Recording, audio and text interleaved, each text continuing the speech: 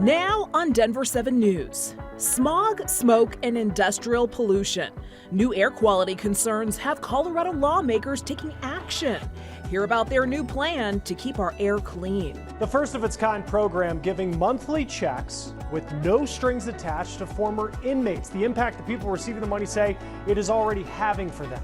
And this likely isn't what you may picture when you think of a manufactured home. How these new options are putting home ownership in reach for more people.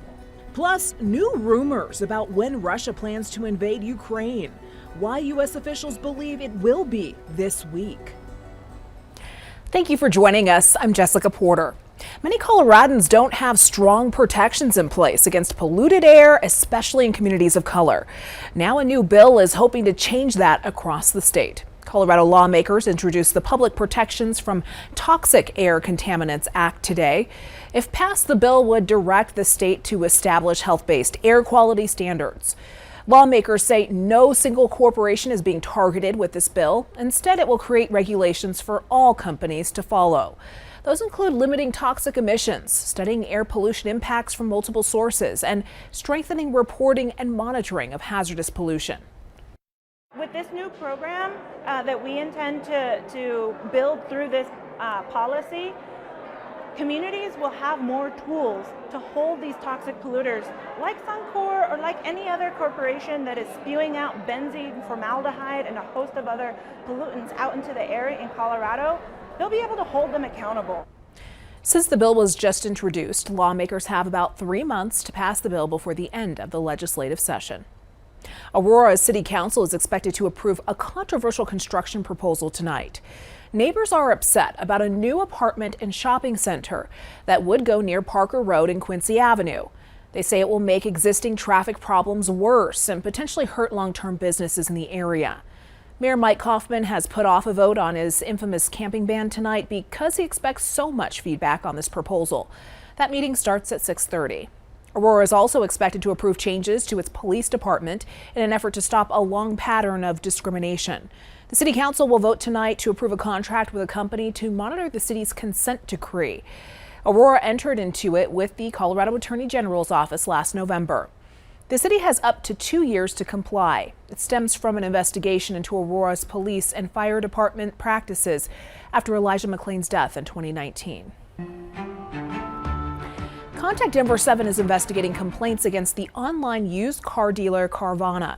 Since our last story, we have received many more. And this one stood out. Dennis Atencio bought a GMC Terrain from Carvana in 2020, and 6 months later, he was shocked to find out that it was repossessed from his driveway, and records show it was a stolen car. Now, Dennis managed to get it back, but an inspection revealed prior damage so serious that the inspector declared it unsafe to drive. Now, Dennis says he's warning everyone he can, and his attorney is taking Carvana to arbitration.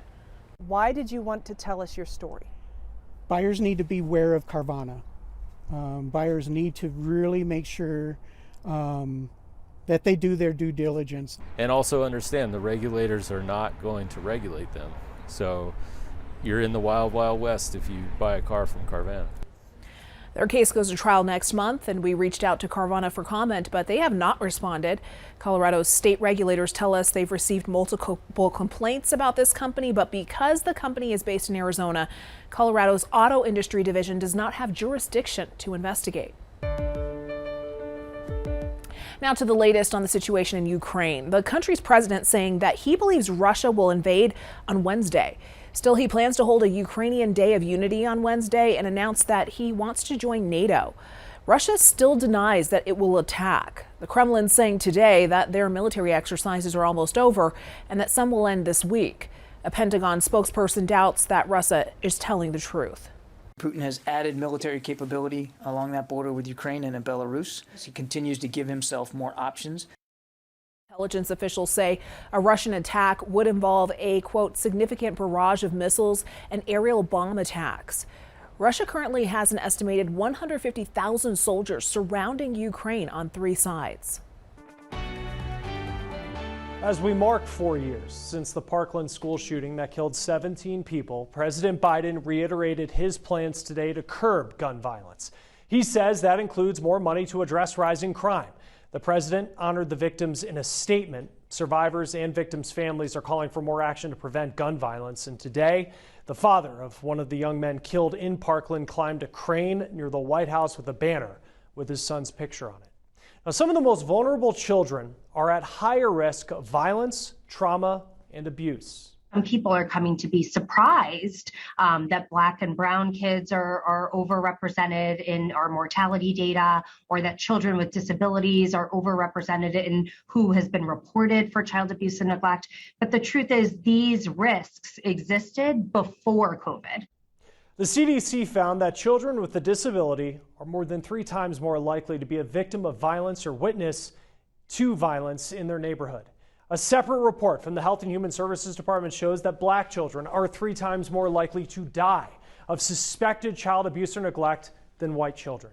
Those figures increased over the pandemic, even though there were fewer Child Protective Services cases. Child safety advocates say the adversity is generational.